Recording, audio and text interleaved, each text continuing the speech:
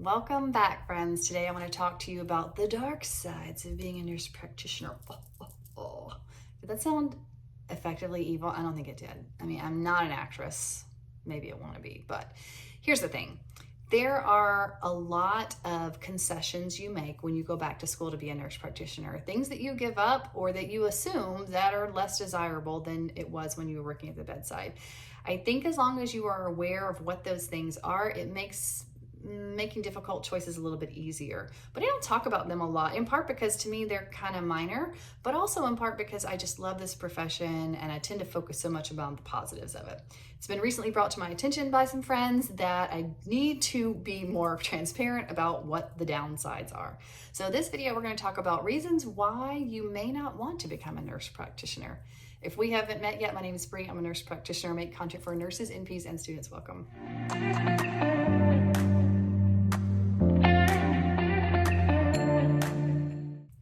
Okay, let's just get right to it. First and foremost, you have a more narrowed scope as a nurse practitioner. So as a registered nurse, the world is your oyster. You get out of school and you can then decide what it is that you like. You can job hop in many, many different specialties and units and decide what speaks to you. It's different once you advance your practice. You've got to know before you even go back to school what it is you want to do in life. You've got to know the role and the population that you want to work with. Because these are completely different programs. So if you want to do psych mental health, that's very different than if you want to do women's health. Then if you want to do neonates, do you want to do geriatrics? Do you want to do acute care? Do you want to do primary care? And it's like, it can be super overwhelming. I'm going to link a video up above where I talk to you about how you sort out what specialty is right for you, because it can be a little bit overwhelming. We're used to being RNs and having limitless options. It's not the case when you are bypassing medical school. Okay, and training to think like a physician without medical school. The reason we're able to do that is because of experience and because of narrowed scope.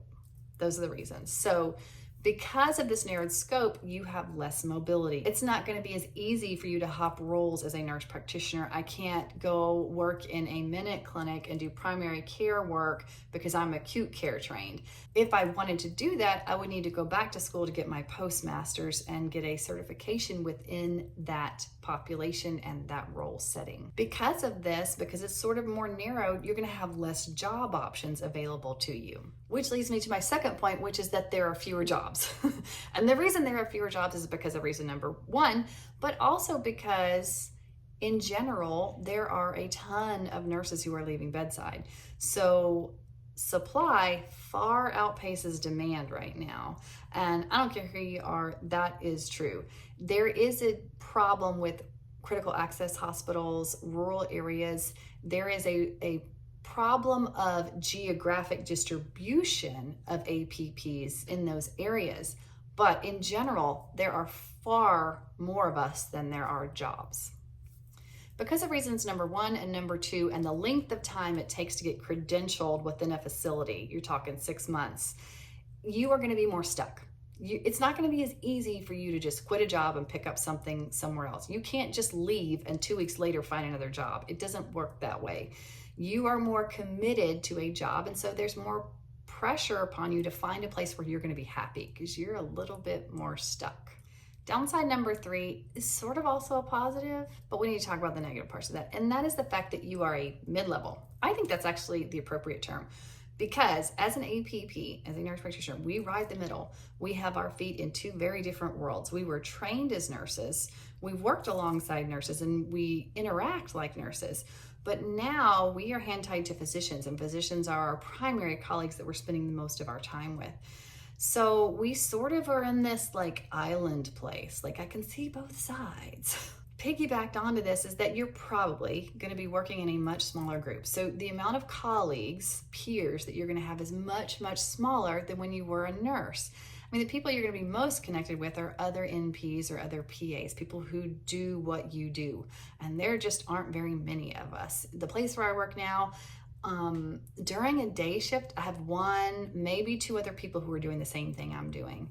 When I was a nurse, I had a whole unit of friends where I could commiserate with, or we could swap shifts with, or just the ease of having more people to buffer the hardship of what you do, if that makes sense. You just have fewer colleagues. Hey friends, So I wanted to take a moment away from your video and talk to you about some of the challenges that I faced when I was transitioning to becoming a nurse practitioner. Everything from deciding whether or not I could go back to school to where I should go to school to what I should specialize in. Really struggled with that phase of life. There were no professional mentors to help guide me. I also struggled with my onboarding. I started with a very busy practice. I was expected to roll with the punches despite my orientation phase. I really struggled with it, and I stayed late every day for 4 months just trying to get my notes done. This changed once I recognized the power of using dot phrases and automating my work. So I created a business. I have a website. I would love it if you would go check it out and see what services I have that could help you in your unique set of problems, anywhere from college choice, resume reviews, one-on-one consultation services. I'd love it if you'd look into my book. This is the book I wanted when I was new and when I was a student. It's the Ultimate H&P Cheat Sheet, a copy of the 12 most common ICU problems with plans and templates. So it's like a copy that you can put in your EMR and your dot phrase, as well as a behind the scenes on what I teach my students. So a little bit of how we make the diagnosis and what the pertinents are. So I think it's gonna be very, very helpful. There's an e-version that's very affordable, and there's this hard copy that I will be happy to send to you.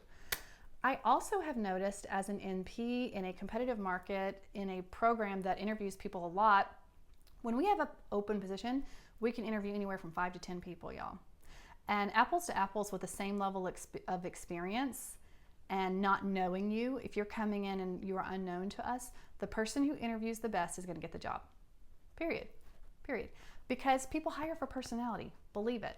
And the way you let your personality shine is by preparing and practicing your interview skills. What better way to do that than with a person who does this all the time in the profession that you're looking to join?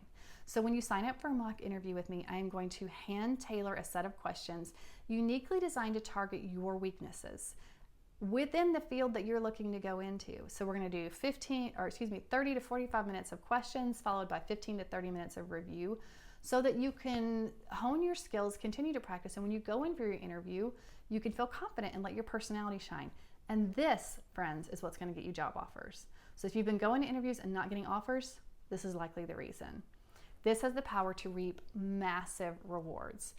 So again, let me just take a minute and say I appreciate you. I thank you so much for watching my videos and engaging in my content.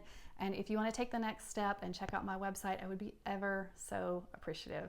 The fourth downside is something I think most people are aware of, and this is two totally divergent problems that stem from a similar kind of problem. I don't know, that's making a lot of sense, but here's the thing. The fight for autonomy versus not having enough support and collaboration. Depending on the role, the population, and the setting that you go to work in, you can have one of these two problems, and they can be detrimental. I mean, they can affect your day-to-day practice and your job satisfaction and your ability to provide care. It can be a very, very big problem that weighs on you a lot. So let me define these a little bit further. One of them is the fight for autonomy. So have you heard of a thing called scope creep? It's sort of an ugly term, but there are many places where you are going to go to work in collaboration with physicians, and they're not going to allow you to practice to the full extent of your scope. And while you are new and a novice, this may not be a big problem because you sort of want someone to hold your hand and someone to walk you through things. The further along you go in your career, the more confident you get, the more you're going to want to practice your own way, the more you're going to want to have some input into what's happening with your patient, the more you're going to want to be the one to write the prescriptions and make the plan of care and do the family discussions and all of these things. And you may be limited by what your physician is willing to let you do. And it can often feel like you're in a situation where you're just following someone around, writing their notes and putting in their orders. And it feels worse than being a bedside nurse where you had some autonomy over what was happening with your patient. This is a practice-specific problem. There are plenty of toxic places out there. I've talked to a lot of people who are in toxic situations and they're looking for interview advice, but what they really need is just to escape the toxic work environment that they're in. They do exist. This is where job hunting, interview strategies, and shadowing all come into play to help you find the place where you fit in and you have good support and autonomy. The opposite problem of this is a situation that I have heard of. I've not personally been in it, but I've heard of it, where you don't have enough backing, you don't have enough support. If you're working in a small critical access hospital and there is an attending who's maybe not in-house, and you're kind of on your own to care for people and it's a little bit scary, or you're going to work in a minute clinic and you have really very limited oversight from a physician and everything's kind of protocolized out. But if you run into something that you really need help with, you may not have easy access to that person. This could be very scary and have a lot of burden of liability. So just something you need to keep in consideration in your job hunt. Number 5 is going to be decision fatigue, which is legit real, y'all. Really, all you're doing when you go from working at the bedside RN to working as a nurse practitioner is that you are trading the physical fatigue for mental fatigue. And at the end of the day, trust me, you are not going to make any decisions. You don't want to decide what's for dinner, what you're going to watch. You just want to get a shower and get in the bed because your brain is fried. It's particularly worse when you're new and you're transitioning. It gets better with time and with competence, but it's always there. I've been doing this for 5 years and I still feel a lot of mental stress at the end of the day about having to make truly life or death decisions. And I think a lot of this is practice specific. ER, ICU, you're going to experience this a lot. You may not have this degree of stress when you're working in something that's a little more low key. The last thing is the proximity to your administration. Okay, I'm gonna have to talk about this for a minute. Here's the thing. When you're a nurse, there are multiple layers. There's a defined chain of command as you go up the echelon of who's your boss and who's making decisions for you that affect your daily practice. In an APP role, you're probably part of a physician group unless you're private practice. So private practice is different. But if you work for a hospital, or a large physicians group, you are going to be much more closely tied to your administrative. So you have executive administrators and you have like your clinical bosses. So like your physician leader, your physician director is going to do your like clinical evaluations and help you in that arena. But you have a much more involved relationship with the administrative directors for you. And this, you could think about this as a positive. There are some negatives to it though, and that is you tend to see a little bit more of the darker side of medicine. When I was a nurse, I had no proximity to understand that hospitals and healthcare systems need to make money. They're a business. Ultimately, they're a business. Whether they're for profit or not, they are a business. They have to make money or they can't keep their doors open. And when you're working as an APP, this is more in your face. You see this, you're more aware of this. And I personally just don't like being a part of this. I don't. I go to work to take care of people, whether they're payers or not. But as an APP, I have to prove my worth. I have to continuously show why I am bringing value financially to this institution. And it doesn't invoke positive feelings. Let's put it that way. It also, if you're not in a good environment, can show you on a daily basis how replaceable you are.